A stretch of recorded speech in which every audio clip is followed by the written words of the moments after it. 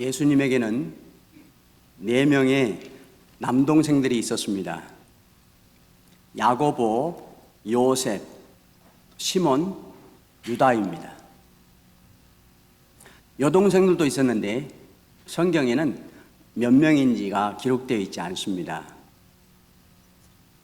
그 가운데 오늘 막내 남동생인 유다가 오늘 본문 말씀을 기록했습니다. 예수님 동생들은 예수님께서 십자가에 돌아가시고 부활하시기 전까지는 예수님을 그냥 인간적인 형제로만 알았고 주님으로 믿지를 못했습니다.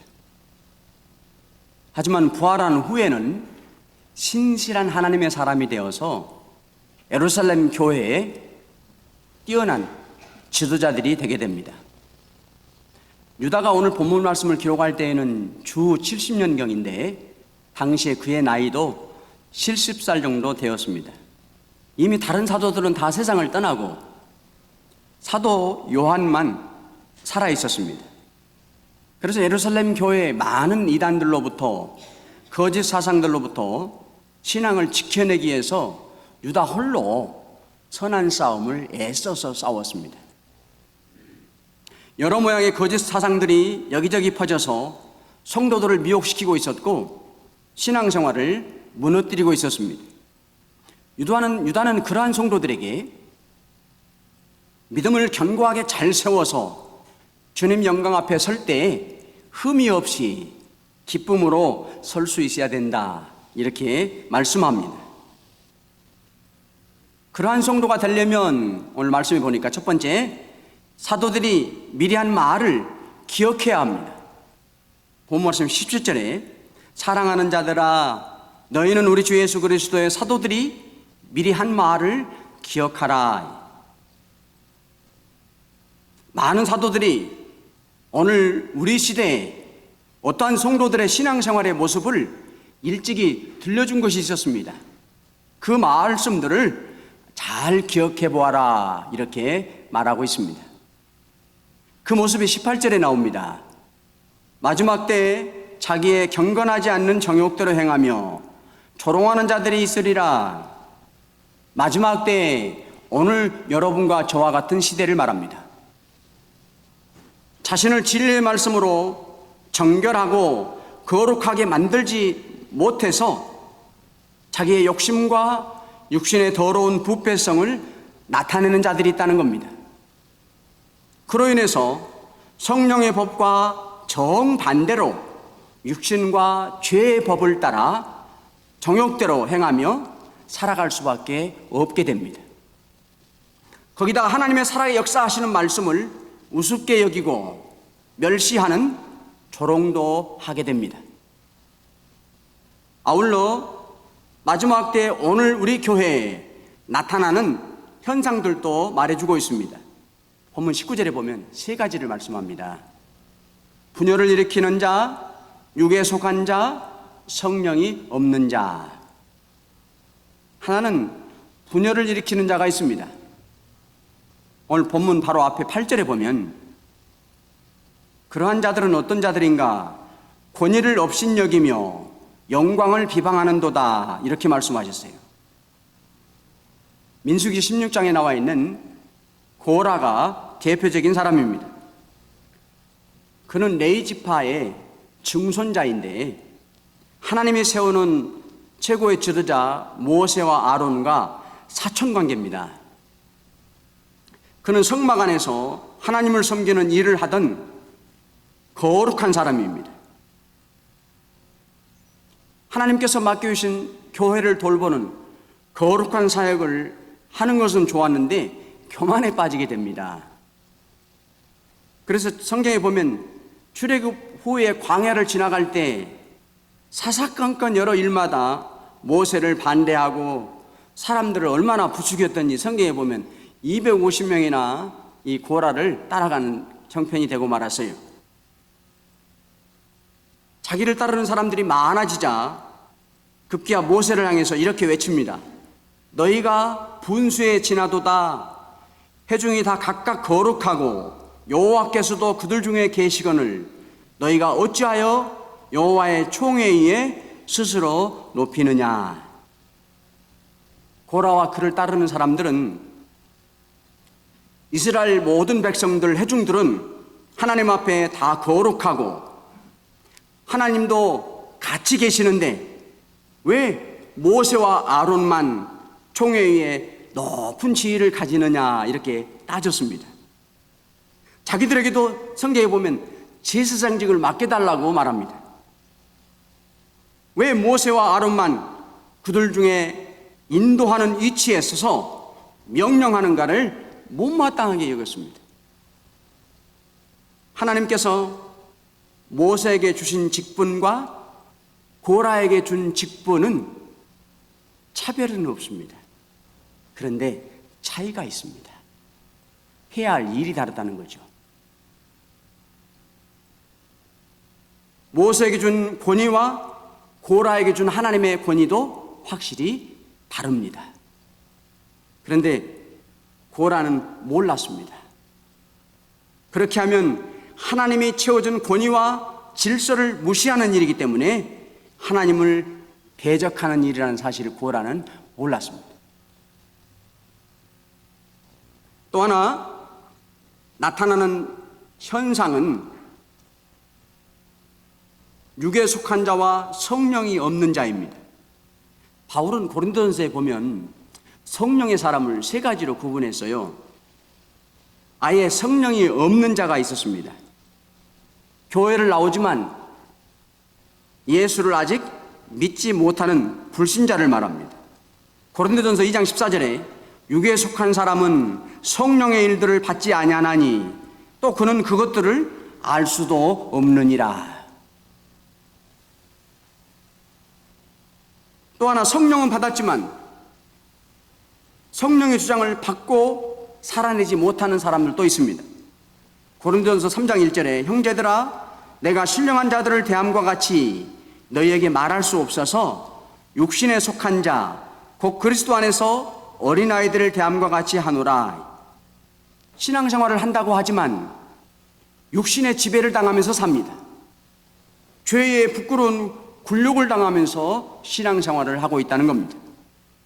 그러나 성령의 온통 굴복하며 믿음을 써나가는 신령한 성도도 있습니다. 고린도전서 2장 15절에 신령한 자는 모든 것을 판단하나 자기는 아무에게도 판단을 받지 아니하느니라. 이런 성도는 영적으로 분별력이 뛰어납니다. 모든 면에 신앙의 양심을 따라 살고 하나님의 뜻을 따라 옳은 것은 옳다 하고 아닌 것은 아니다 하고 살기 때문에 다른 사람들의 판단의 제재를 굳이 고려하지를 않고 담대히 신앙의 경주를 일평생 달려가는 성도들입니다. 그렇다면 육에 속하고 성령이 없는 자는 누굴까? 오늘 본문 바로 앞에 16절에 나옵니다. 이 사람들은 원망하는 자며 불만을 토하는 자며 그 정욕대로 행하는 자라. 그 입으로 자랑하는 말을 하며 이익을 위하여 아첨하느니라. 원망은 언제 생기냐면 우리가 신앙생활 하면서 하나님의 주권을 믿지 않을 때 나도 모르게 찾아오는 것이 원망입니다.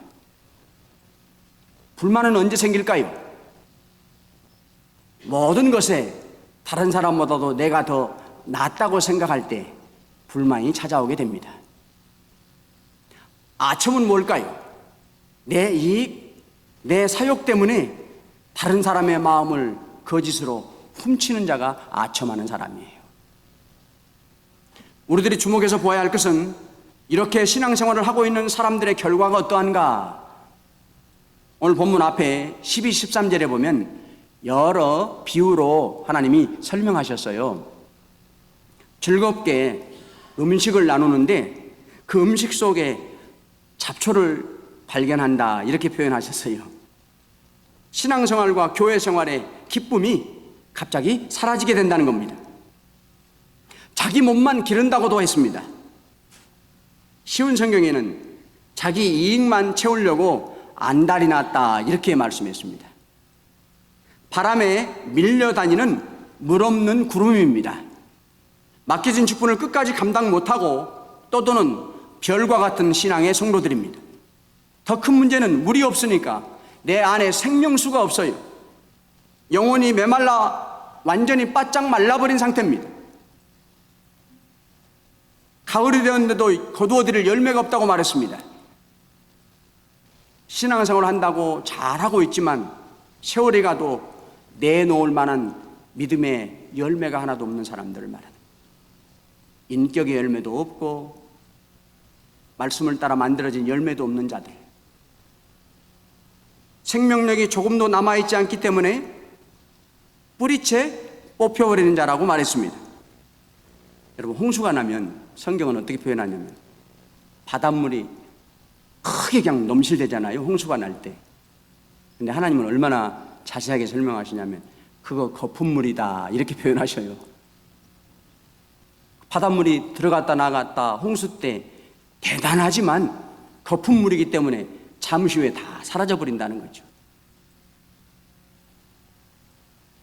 신앙생활을 요란하게 하지만 다 사라져버리고 믿음이 온데간데 없게 된다는 겁니다.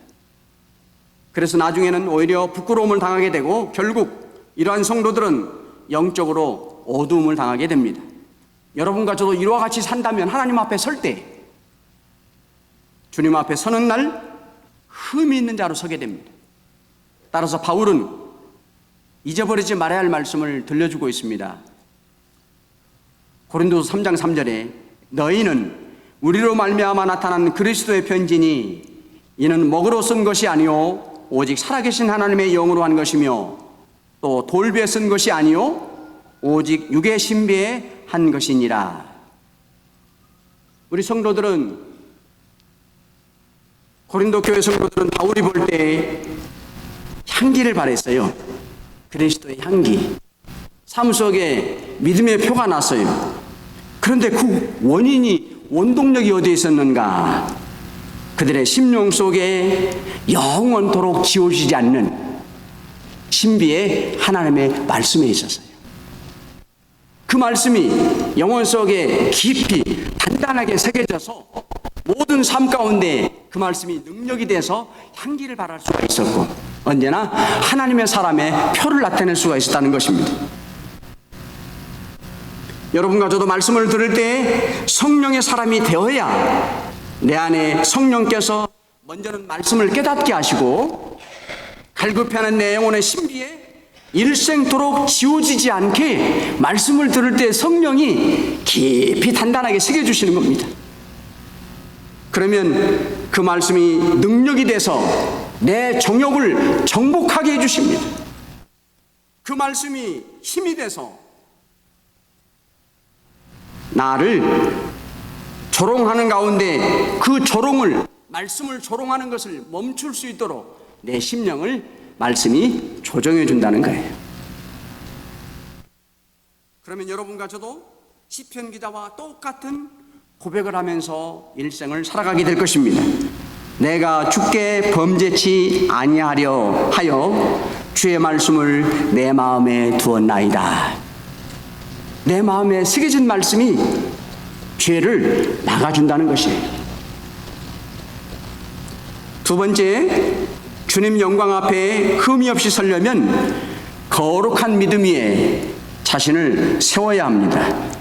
본문 말씀 20절에 사랑하는 자들아 너희는 너희의 지극히 거룩한 믿음 위에 자신을 세우며 성령으로 기도하며. 자신을 세워라. 믿음이 그 자리에 멈춰 있지 않고 앞으로 나아가는, 전진하는 신앙을 말합니다. 믿음이 더 높아서 강해지고 좋아지는 성도입니다. 그러기 위해서 필요한 것을 알려주셨습니다. 성령으로 기도하라. 기도하면 내 믿음이 저절로 강해집니다. 왜냐하면 기도는 순종치 못한 말씀을 순종해서 따라갈 수 있는 영적 힘을 주셔요. 내가 알고 있는 말씀이지만 하루 이틀 미루고 있는 말씀을 더 이상 결심에 머무르지 않고 직접 행할 수 있도록 힘을 주시는 게 성령의 기도입니다. 믿어지지 않는 말씀들이 진리로 믿어지게 하시고 그 말씀이 믿어질 때 내 안에서 역사가 나타나게 하셔요. 기도하는 성도들에게. 더더구나 성령님이 도우시고 감동하시는 기도는 전능하신 하나님의 손길을 내 것으로 가져오는 통로가 되어주는 거예요. 성령의 기도가 그렇게 소중합니다. 그래서 역대상 16장 11절에 여호와와 그의 능력을 구할지어다 항상 그의 얼굴을 찾을지어다 이렇게 말씀하고 있습니다. 그런가 하면 본문 21절에 자기를 지키며 라고 말씀하고 있습니다. 믿음 위에 내 자신을 잘 지어가려면 성령으로 기도할 뿐만이 아니라 자신을 잘 지키라 그렇게 말씀합니다. 사탄 마귀 귀신은 여러분과 저를 쉴 새 없이 미혹하고 시험합니다. 그 미혹과 시험에 넘어가지 않고 실패하지 않으려면 베드로전서 5장 8절처럼 언제나 근신하고 깨어서 사는 길밖에 없습니다. 이 원어상의 뜻이 이런 뜻이더라고요. 자기 절제를 해라. 너를 통제해라. 조심해라. 이게 근신하고 깨어라라는 뜻입니다. 하나님의 사람으로 가야 할 곳과 가지 말아야 할 것을 잘 구분할 수 있어야 된다는 겁니다. 내가 품어서는 안 되는 생각이 무엇인가를 잘 통제할 수 있어야 된다는 거예요. 내 입에서 나가서는 안 되는 말을 끝까지 잘 이겨낼 수 있어야 된다는 거예요. 실제적인 방법을 바울이 가르쳐 주셨습니다. 내가 내 몸을 쳐서 복종하게 함은 내가 남에게 전파한 후에 버림을 당할까 두려워함이라. 내 몸을 쳐라. 이 뜻이 멍들게 치다 그런 뜻이에요. 얼마나 여러분 나를 다스리기가 어렵습니까? 내가 품어야 할 생각, 품지 말아야 할 것, 말하지 말아야 할 것 얼마나 어려워요. 그래 하나님은 멍이 들도록 내 몸을 쳐라. 그렇게 나의 모든 것을 다 동원해서라도 나의 것을 나가지 않도록 막아내야 하나님이 원하시는 대로 걸어가는 복종의 삶이 이루어진다는 거예요. 세 번째, 주님 영광 앞에 흠없이 서려면 진리에 대해 의심하는 자를 긍휼히 여겨야 합니다. 본문 말씀 22절에 어떤 의심하는 자들을 긍휼히 여기라. 구체적으로 23절에 가르쳐 줍니다. 긍휼히 여겨야 할 사람을 두 종류로 말씀하고 있습니다. 한 사람은 불 속에 막 들어간 사람입니다. 예루살렘 교회 유다 때 있었던 거짓 사상이나 이단 사상에 귀를 기울이는 사람들을 말해요. 아직은 살 소망이 있어요. 불에 막 들어갔기 때문에 빨리 꺼내주라는 거예요. 불에 들어가 버리면 다 타버리기 때문에 그들을 내버려 두지 말고 어떻게 해서라도 건져내는 긍휼을 베풀으라는 말씀입니다. 또 한 사람은 육체로 더럽혀진 옷을 입은 사람입니다. 쉬운 성경에는요, 육체의 욕망으로 더러워진 옷까지도 미워하십시오. 아예 이미 옷이 더러워져 버린 것처럼 거짓 사상이 완전히 빠져버린 자, 이단 사상이 완전히 흠뻑 젖어버린 자를 말하는 거예요. 그들의 죄를 미워하고 가까이 하지 않아야 하는 것이 당연하지만 그들을 긍휼히 여기는 마음만은 품을 수 있어야 된다는 거예요. 히브리서 3장 13절에 말씀합니다. 오직 오늘이라 일컫는 동안에 매일 피차 권면하여 너희 중에 누구든지 죄의 유혹으로 완고하게 되지 않도록 하라. 성도들 간에 피차 권면하라 이렇게 말씀합니다. 오늘날 시대는 완전히 성도들도 예외가 아니어서 개인주의 신앙입니다. 그러다 보니까 함부로 신앙의 행위에 대해서 간섭하기가 정말 어려운 시대예요.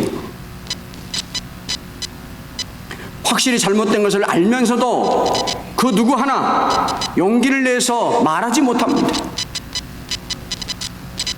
그러나 여러분 잊지 말아야 하는 거예요. 우리 교회는 영적 운명의 공동체라는 거예요.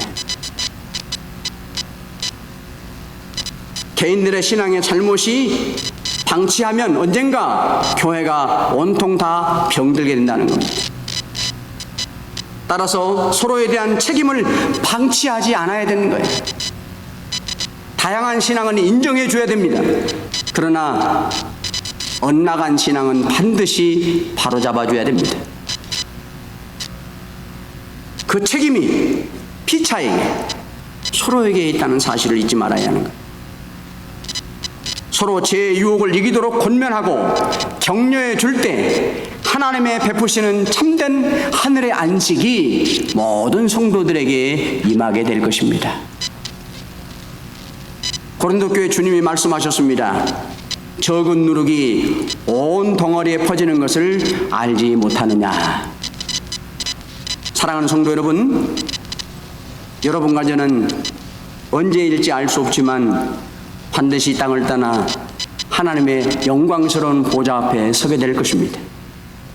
그 앞에 할 수만 있는 대로 흠이 없는 자로 서서 즐겁게 주님 앞에 칭찬받는 자가 되어야 합니다. 그러기 위해서 오늘 하나님의 말씀을 들을 때마다 마음을 열고 잘 들어서 그 말씀이 내 심령에 새겨짐으로 그 말씀이 능력으로 나타나게 하셔야 합니다. 내 믿음의 집 언제까지나 강하고 온전하게 잘 지어나가십시오. 진리만 안 틀리면 다른 믿음의 사람들을 긍휼히 여길 수 있는 넉넉한 믿음의 마음을 꼭 품어야 합니다. 틀린 것은 바로 잡아줘야 되지만 다른 믿음의 신앙은 함께 어우러져 갈 수 있어야 된다는 거예요. 그래서 살아계신 하나님께 영광과 위엄과 권력과 권세가 영원 전부터 이제와 영원토록 있습니다 란 찬양을 불러드릴 수 있기를 간절히 축원합니다. 거룩하신